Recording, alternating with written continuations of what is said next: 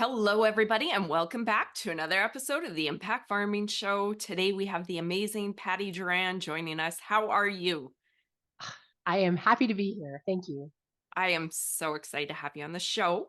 Patti is joining us, and we have an amazing topic to cover today. So, before we hop in, Patti is a strategic action planner with Bright Track Consulting.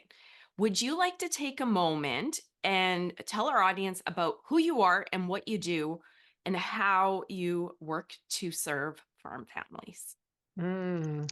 Whew, the elevator pitch. You Yes. know what? I think I've described it best. The strategic action planner with a heart, Mm, because there's a lot of expertise in this industry I've come to appreciate in the analysis and the finances and the numbers part of the ag business world. But there are less people that are focusing on family dynamics, on the actual mechanics of how we talk about it, how we get action happening, how we do it in a caring way. And there's a lot of damage as a result. And so the with a heart is a piece of it. But the way that I've summed up work that I tend to do, and there's a few different formats, but um, I help experienced people confidently navigate unfamiliar paths. mm, I'm not doing it for them, but I'm equipping them and reminding them that they can do this. And here's how. nice. I like that. And Patty, this work that you're doing is so important.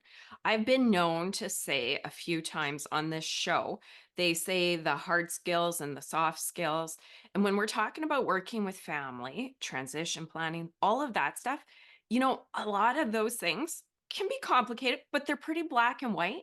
But it's the Yeah. people and the peopling and the conflict.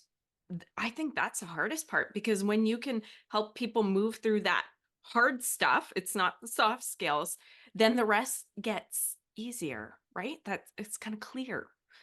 Well, My and I will thoughts. say, I think you're right.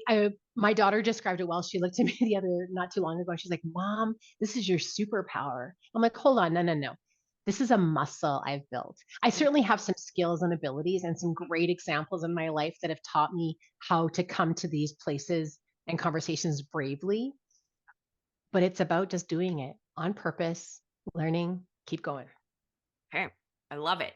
So we're going to be speaking about conflict landmines. And I think this is very timely because we are in seeding. And as we know, when it's stressful, our stress levels go up and then conflict can become a bigger issue. So we Mhm. have a few really big landmines that we're going to cover, and I think it's going to do our industry a world of good to talk about these things. So why don't we open the can of worms, Patty, and talk about landmine number one, the way we speak to our family. Do you want to touch on that? Well, yeah, and I will say that this is far from farm specific. This is family specific. This is incredibly normal, and what we accept to be acceptable um, might not be acceptable elsewhere. And so the way that I phrase it is, if you spoke to your friends the way you speak to your family, would you have any friends?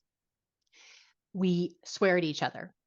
We stonewall. We just put up a break and refuse to answer questions, or we um, belittle them or tease them in a very mean way, and then say, "Come on, get thicker skin." Like, we are not helpful. We hurt each other, especially when we're tired, especially when we're impatient, especially when we're frustrated, because simultaneously, families are safe places to unload. Mm, And so I've certainly come home from family meetings and like hugged my family and said, "Whew, I'm really glad we care about each other and talk about it so we continue to be able to do that." nice. We're not perfect, but Yeah. it's fragile. Well, and the funny thing is, family's different because they're stuck with you. Yes, there can be family feuds and rifts and divisions, but friends, you choose. Family, there's that element of maybe I can be a little more casual, a little more free because they're Mm. stuck with me, right? So, I had a fairly recent example that I think really illustrates it, and I would challenge the listeners to think about this. Mm, So, I had been spending time with a farming couple, and the husband has, I would say, maybe kind of an old school, kind of bossing his wife around, speaking ill of him, being hard or ill of her, being hard on her. And I opted to pull him aside and speak to him one on one. And I said, "Would you accept anybody else speaking to your partner the way that you speak to her?" And he paused and he's like, "No." Wow. And then I said, "So help me understand why you do." To get We it. are not even aware. These are old habits. These are deep ruts. These are just things we go on autopilot until we pause and take a look and really think about it. I know we can do better. Mm, I love it. That's powerful. I'm assuming it got a little awkward in the room. You know what? Truly, it didn't. And I think that that's part of this practice is Mm, that it will almost always be easier. Now, had I brought it up in front of someone else, so this is kind of that concept of praise in public, correct in private. mm. Had I called them out in a family meeting, there would have been other dynamics, but I could just speak to him one on one. And I was just curious. I said, like, I don't believe this to be who you are. Like I believe you to be a good, caring, generous, considerate person. So this doesn't match and I'm confused.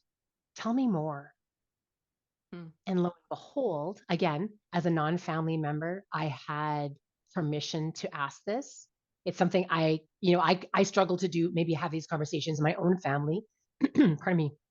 When you have skin in the game, Yeah. there's bias. It's hard, it can be hard to do, but um, people can ask themselves, do I speak to someone in my life, specifically a family member or farm team member, that I would not accept anybody else speaking to them the way that I speak to them?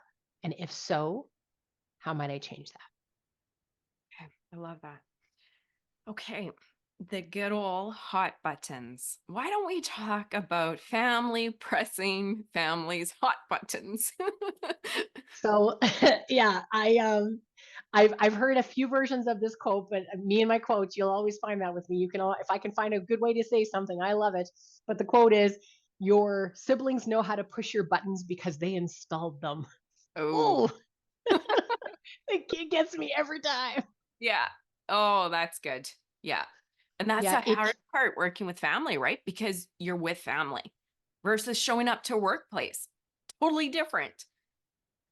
well, and because of history, we know the vulnerabilities. We Yeah. know our family members' exposed skin. We know what gets what gets on their nerves or bugs them or is sure to annoy them to pay them back for whatever they did to you. Like Yes. this is juvenile behavior at Right. best. Yeah, there is something to be said in terms of, okay, we don't need to be so sensitive all the time. This is not talking about like handling everybody with absolute fragility and kid gloves. What it's talking about is saying, when someone is not at their best, and either they've told you they're not, or you can witness that they're not, probably not the time Yeah. to push that button, to tease or annoy or have sarcasm. Uh, it falls in that category. Same advice I gave my kids when they were little. Is it helpful? Is it kind? If it doesn't check either of those boxes, maybe shut up. Oh, good. I like it. And that's Patty, I think this is one of the most important ones in family business. Because you look, if Tracy, as a professional, I show up in a workplace, there's a certain level of professionalism. You're not allowed to really go there with those digs, or else there are consequences. But generally, there's that level of professionalism, number one. Yeah. Yeah. But number two, they don't have that history on me. They don't know what pushes my buttons. So that's the damaging part, I think, with foreign families. Look at that, you're working together, somebody makes you mad, it's easy to go for a low blow because you can and you have all the history. So you just go dirty. Well, you have buckets of arsenal. You Yeah. have tons of stuff. You always do that. Just Yes. like when you were 5, blah blah blah. Yeah, you were a rebel that partied as a teenager. You haven't grown up at all. You'll never be a leader because da da da da da. We're reinforcing these Yeah. messages, and it hooks on shame every day. Mm. We know the things that people maybe aren't proud of Yep. or are, um, yeah, it triggers them, and they don't like it to be dug up. And And that's the hard again, part. why we do it? Yeah, Go with ahead. family business, sorry, Patty, to jump in there. You don't really get to move on, do you? Like with Mm-mm. your workplace, you can change and change and change and be whoever you want to be. No history.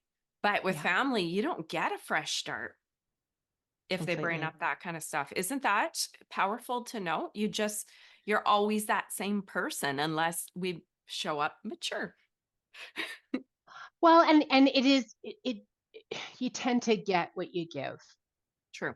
So being conscious of that too. Like if you're dishing them all the time and there's sarcasm all the time and there's hurt feelings and digging up old baggage all the time, odds are you're going to get it back in return. And so you and only you can interrupt that cycle. Mm. That's who you have control over.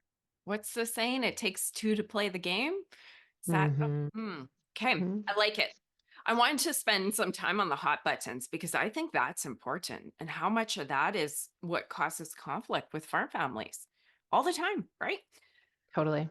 Okay, so we're talking about landmines conflict during Yeah. stressful times. So we Mm. know during seeding, during harvest, during calving, we're stressed, right? A lot is on the line. A lot of things are out of our control. Naturally, we're Completely. stressed, we're tired. Why don't we talk about landmine number 3, where we're stressed and showing up and not being our best? Our family members, it's a very rare family member, team member who can look at you and know how you're doing. Yeah. And so if you're not expressing that, you're not equipping them to know how to respond necessarily. And so for me, like I think about the habits that I've adopted in my time working with farm families. I'm meeting with hundreds of families and witnessing these patterns. And I'm like, wait a minute. If I tell my immediate family, if I tell the team I'm working with, you know what, guys, I'm having a rough day, didn't have a great sleep, or I'm frustrated by this or whatever. So if you would mind to just give me some space, if you would just, just know that if you're going to bring up a big topic, this is probably isn't the day. Giving each other some space around that can be really powerful, and just steer clear. Or, man, I am batting 1,000. I'm feeling amazing today. If you need help, if you need something, if there's something big you want to talk about, I would pick this day. That can be equally helpful. We don't walk in with a sign saying where we're at, Yes. and Yeah. stopping to like say, okay, where am I at? And oof, I should put up a hazard sign. Uh, it can be really helpful.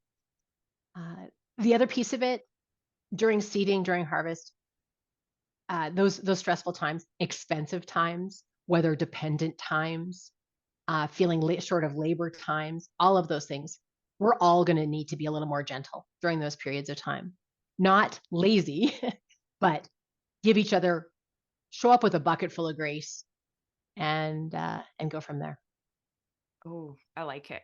Actually, over the years with my husband, I've developed that, right? Because as a female going through life, business, stress, male too, whatever it is, there's just times when you're stressed to the max, like we're talking about. And finally, if they come at you at the wrong time and push, push, push, Mm. then you naturally don't respond correctly. So I actually have a saying for good and bad. And I say, top of the world, we're good. And then I'll save this one off camera, but this one's like edgy today. We best not discuss anything. Just doing life. And not that I'm crazy, but we all have our ups and downs, right? Oh, We do. you know what? Everybody's on a spectrum of where they are in terms of, and some days are crazier than others. It doesn't matter Yeah. who you are.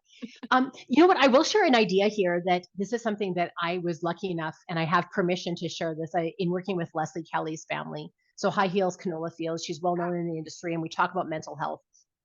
We came up with a rule of thumb with her family. And so when they show up at the beginning of the day, they will give a score out of 10. Oh, 10 being I am on top of the world, I'm running on all cylinders, I'm well rested, let's go. And one being maybe call emergency. okay. So by weighing in with a score that everybody speaks of and knows about, it's an understood scale that they've established. If someone comes in and says, "Hey, I'm a 4," other people can respond. Do you need anything from me? Yeah. Do you need some help? Or you just want some space? And the person can then respond without having to explain and That, using words when they're not in any shape to do so. yes. Wow, that's brilliant. I love that. Thank you for sharing. That's great. Wait, 10 out of 10 or 4, Or whatever. wherever on the spectrum. Yep. Like I'm a 7. So honestly, if you need to toss me something new today, like I'm probably ready to go. And I see that you're, at a 3. Do you need a break? Yeah. Um, Ooh. assuming we have that luxury. And I love it because you don't have to put the words to it. It's a quick, here's where it's at, and then react how we want to, right? Yeah, Oh, yeah, brilliant. completely. Good job, guys. That's a great tool. I'm glad you shared that one. Okay. So, not showing up at our best. I think we covered that. So, you have a list, not all inclusive, but you're going to hit the top. You're going to hit the top chunk of busy season landmines. Do you want to chat about those a little bit? Yeah, absolutely. And I will say that this comes from my reflection, talking to people, and things that they do with their family business and the way that they interact and communicate that I think you talked about before would never be acceptable in a professional realm. Mm, And so just really being conscious of that. So the first one that is just a human condition, we assume bad intentions. We're mm. like, what were they thinking? They did it on purpose. They did it again. They're not considering my needs. Da, da, da, da, da, da. The narrative that our brains just spin, especially under pressure. And so my comment is this. Number one, accidents happen. Call them that and give them that grace. Accidents happen. But when it comes to intentions, remember that these people are on your team. You're on the same team. Very few people wake up in the morning and say, like, I'm going to make Tracy's life awful today. Like, that's not how this works. And if you assume that, Yeah. my gracious, like, it's just not true. And it's really, again, a landmine that can trigger um, really hurtful things. And it's not helpful. Love it. That's an important one. Thank you. So then that actually leads to the next one, hurtful words. I have a personal belief, and not everybody may not agree with me. I have a personal belief, words never mean nothing. So when someone says something particularly hurtful, or even a little, a bit of a rub, they'll say, and then the person's offended, the response is, oh, I was just teasing. Come on, get thicker skin. Why are you such a baby? You've always been more sensitive. There's always a little ounce of truth. If they've crossed your lips, there's something there. Can I say something? I Please have do. personal pet peeve with teasing. Mm, Put that with hurtful words because I always say teasing is usually the only acceptable way to say mean stuff. And you put a mhm. laugh at the end, and then it's okay. I'm like, if you want to say something, say it straight. Don't pretend to tease me with the dig and put laughter after and pretend it's not a hurtful poke. I cannot stand teasing. Get to the point if you have something to say. Okay. My So hot those are the button pushed. but those are the buttons. That's exactly what I'm talking about. Like there's a very physical response Ooh, to that feeling, and yet we're also made to feel shame for having that response. And so it's in families in particular. The other piece of the word thing I would say is the use of swearing.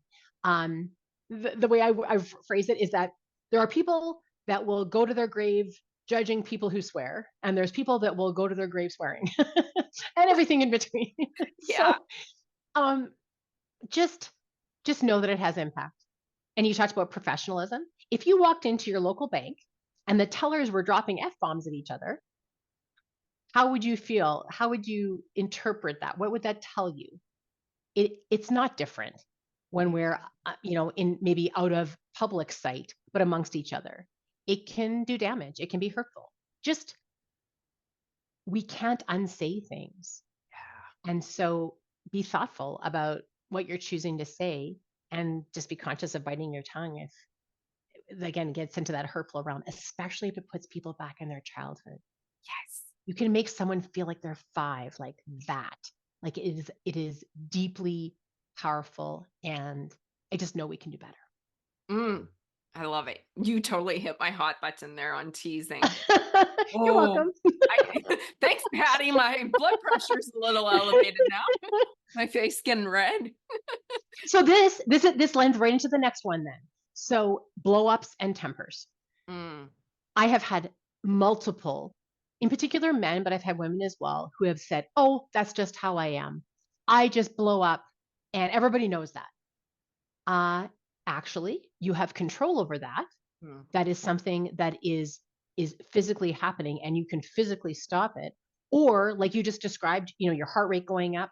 You can feel as it's happening, saying, "Ooh, I need to." This is a super important topic we're talking about, or a situation. Like, I mean, obviously, make sure you make safe choices, but saying, I am not in any shape to talk about this right now.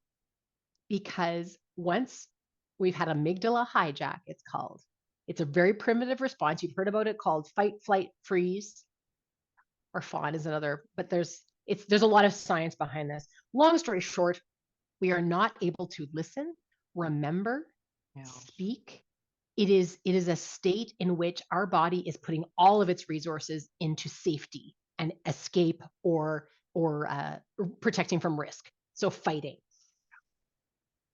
No problems have ever been solved in a fight. And so just know that if you're the person who's that is your response, you can work towards interrupting it, saying, time out, I got to walk away. You need to walk away in order to calm down from that state. 20 minutes minimum, 24 hours is better. I love it. I love that you said that. And it's incredible how you can, and you can feel, once you pay attention, you can feel yourself come back to a level, logical, or um, a place where you can participate in a collaborative outcome and verbalize the sensations. And so I might say what you talked about earlier with being your button being pushed afterwards. Tracy, help me understand what's going on. I think you explained it well in that moment, but that's what we can do for people if they've had a blow up in the moment to say, you should really calm down. Not helpful. But if you can come back afterwards and say, wow, something's going on there. That was a really strong response from you. Could you help me understand what you're experiencing? Tell me more. Yeah. When we can do that for each other, and even express, man, that really pushed my buttons, and here's why. Oh, well, I'm going to work to not do that ever again or minimize it. I didn't know. Uh, it is it's a big cycle to interrupt. There's a lot of people that their response has been a very big temper. And honestly, I grew up with it in my house. Incredibly loving father, frappy coping mechanisms and temper, because lo and behold, his dad had a temper. So these things repeat themselves. People do what they know.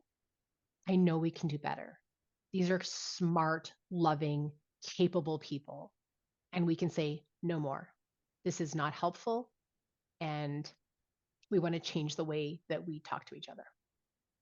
I'm glad you addressed that and in that detail because I was going to ask you and I wanted to say something that I've learned. I'm not a hothead, but I'm feisty, right? And anybody, whether you're calm, you're going to feel the scale of emotions. And what always drove me bananas in the business world or people, they say you got to deal with problems swiftly. And with Mm, family, you might want to get that last word in and defend yourself. And then what I noticed in my company when I was growing and people did big mistakes that cost me money, hot button, hmm you would feel it. And it's like, well, I need to deal with this swiftly. as they're sitting there telling me, I'm like, okay, whatever's going to come out of my mouth right now is not going to be prime Tracy. I'm like, well, wait a minute. Why do I need to deal with this swiftly? They know there's a problem. I'm good at hiding my face, but they're probably going to see it on my face that it's probably not the best. Mhm.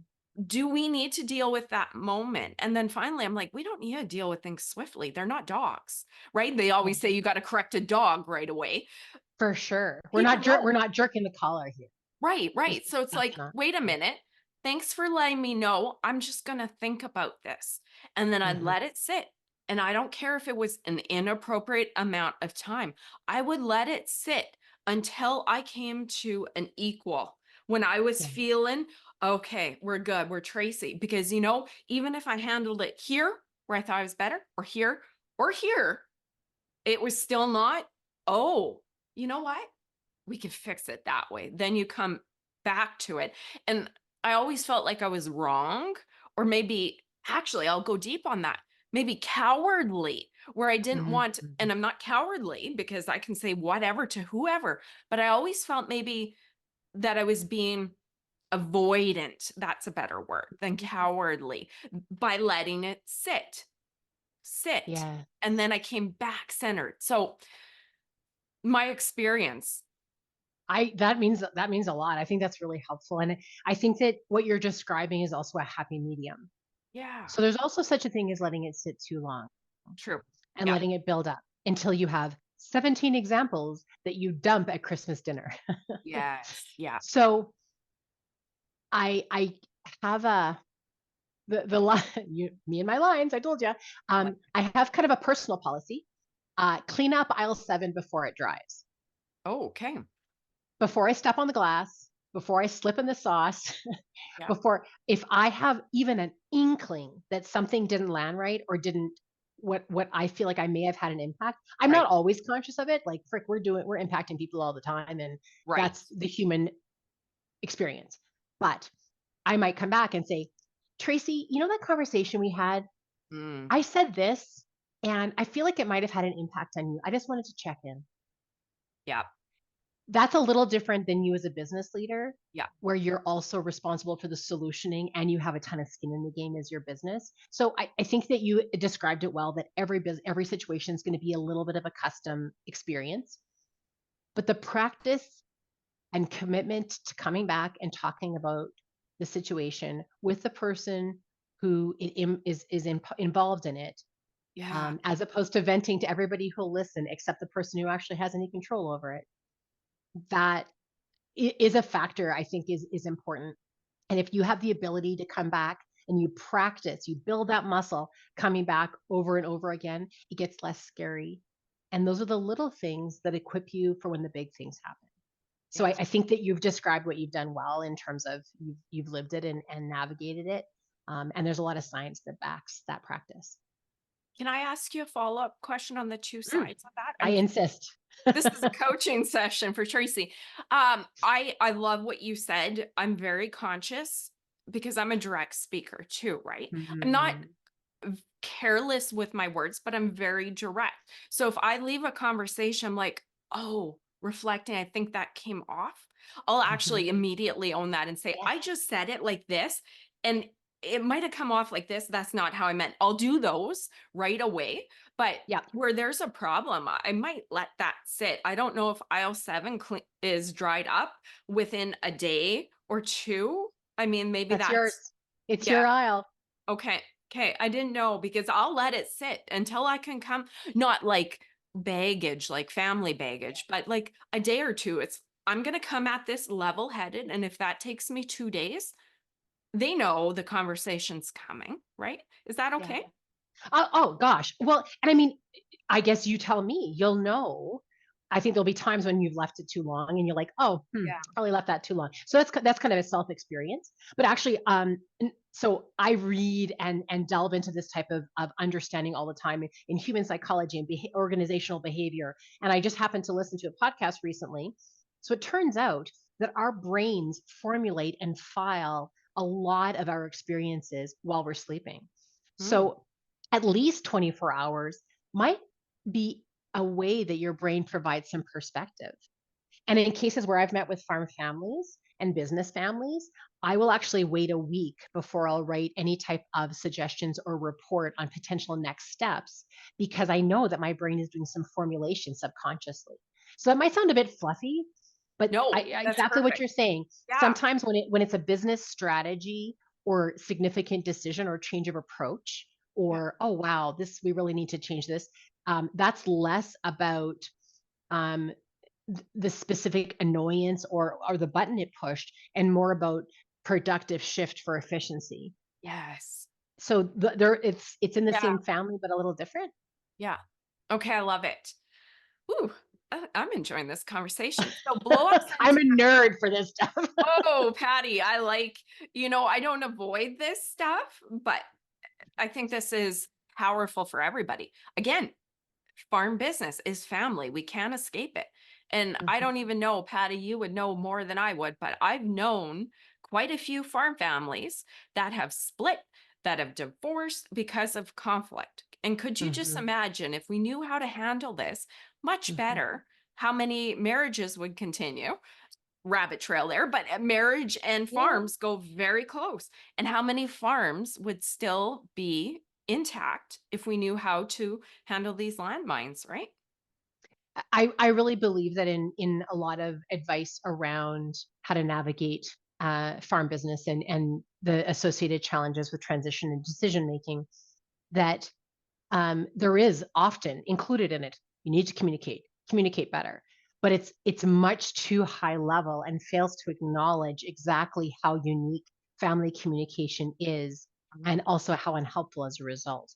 So the authoritarian parent that makes a lot of sense when you then flip to become business partners, what needs to change and what is really unhelpful behavior? There's a lot of things I think that I've read around like in our industry, do better, do better. And it's like, no, we actually need to specify how and specific approaches that people can hear and think about and then go and apply immediately. And that's really where these messages are from is like, you guys can do this tomorrow. You can do it today, but literally only you can do it. So let's see how we can help. Oh, Patty, I'm so excited that you're just grabbing this topic and work and just going for it because honestly, I think this is a secret sauce for our industry. Like the magic that will help farm families continue on together and farms to transition it. Probably every episode I've ever done with anybody on transition, I could sit there and say, "No, let's talk about communication, right? Like let's talk about this. Mhm. Who cares about taxes and estates?" And of course, we need that. That's the stuff that makes it work, but let's talk about this. Let's open this can and teach people how to deal with these worms that are coming out and then let's carry on, right? But these advisors come from the same family systems that our farm clients are in. Yeah. They don't necessarily have the right equipment to teach this either. Great. And the way that I think about it, there's two things I want to add, Bill, on this. And this is my own personal objective in terms of the business that I'm doing, the writing I'm doing, the speaking I'm doing, the work, one-on-one family work is number one. I want to challenge people to put relationships on their balance sheet Ooh. because I don't see them putting a value on it any place right now. And I know that there's few things that are more valuable than these precious people in our lives that we care about. So, number one. Number two, my vision, which I tend to be a deep horizon thinker, I look forward to the day when Canadian farm families are looked to as the example of communication excellence. Because I would say right now we're the butt of the joke, but I have an absolute confidence we can do this. I don't know more resilient, capable, quick to learn people, but there's missing tools. And so that's where I'm spending my time. Brilliant. I love it. So, why don't we wrap up with some helpful reminders?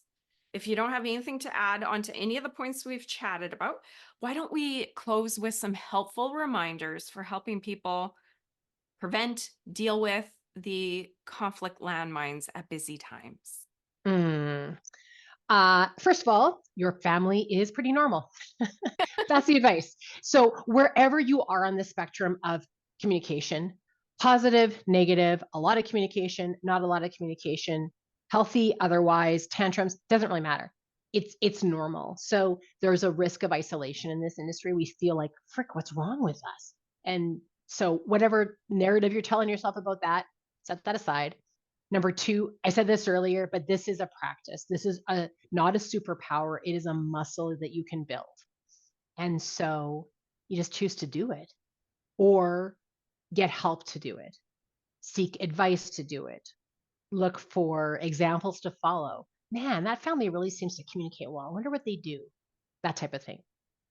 And last but not least, communication is kind of a spectrum over time. It's an investment. So just like a capital investment, just like an investment in inputs for your field or particular uh, a stream of what type of cattle breed or what kind of genetics you want to be working with. Just like any of those other investments, communication is something that you invest in over time and watch as you reap the rewards of watching the next generation and their kids Yeah. learn how to come to the table and clean up aisle 7 before it dries. It's beautiful stuff. Nice. I love it. Well, Patty, this has been fantastic. I've enjoyed this episode. I really do think this is the magic sauce for the agriculture industry. I really do, in all areas. If individuals that are in the audience loved this episode as much as I did, how can they connect with you to find out more about your work, your speaking, all that good stuff? Yeah, Share those absolutely. details. So the place that is most consistent right now is Patti Durand on LinkedIn. So search for my name or Bright Track Consulting. You can also find it. And I'm using that as kind of like the hub of where information about the work that I do, resources and videos, and that kind of ongoing. I'm doing some weekly touch bases on some different concepts as well. A big chunk of my time right now is being taken up writing a book, which I've never done before, but I'm a brave kid. Yeah. It is intended for the future leader. It's intended for the successor, which in my experience, I don't believe is getting enough early direction to help them take the lead on their own development. Oh, And so that's really the focus. And I'm excited. My intent is for that to be available before the end of the year. So watch for that. The working title right now is The Forgotten Leader. oh, And yeah, it's how could I know is kind of the umbrella theme. How oh, can they know these things? How do they know what they don't know? oh, And then last but not least, or I guess two more things, forgive me. I'm going to be speaking at conferences. I'm booked for several next winter, in fall and winter. And so, watch for me in your local market. And if you don't see my name on the agenda, certainly you can suggest me. It's something that I care to get the message out. I am doing a limited amount of family work, 5 to 10 families a year, not because I don't believe it's important, but rather because I'm working on ways that I can help more people faster. In the past 6 years, I've spent time with over 350 farm families. I have a very strong sense of some important messages and work that needs to be done, and so I'm taking the taking in the ball and run with it. yay. I'm so excited for you, Patty. This is such important work. And maybe once the book is ready, we might have to get you back on and we can talk about that and share with the audience. So, Absolutely, absolutely. I want to put good information in people's hands, and yeah, this is a gap I've witnessed more times than I'd care to say, and so I'm doing something about it. beautiful. I love it. Patty, thank you so much for your time. I appreciate you being here and sharing this magic sauce. That's what I'm going to uh, call it, magic sauce. you know what? To all the farm families, I wish you a safe seating, and I know you can do this. So let us cheer you on. Lovely. If you guys in the audience enjoyed this episode as much as I did, like it, share it, get it out there. We know farm family business can be challenging. It is beautiful. So let's get some tools in the hands of families that need it. Thank you guys, and we'll see you on next week's episode. Bye bye.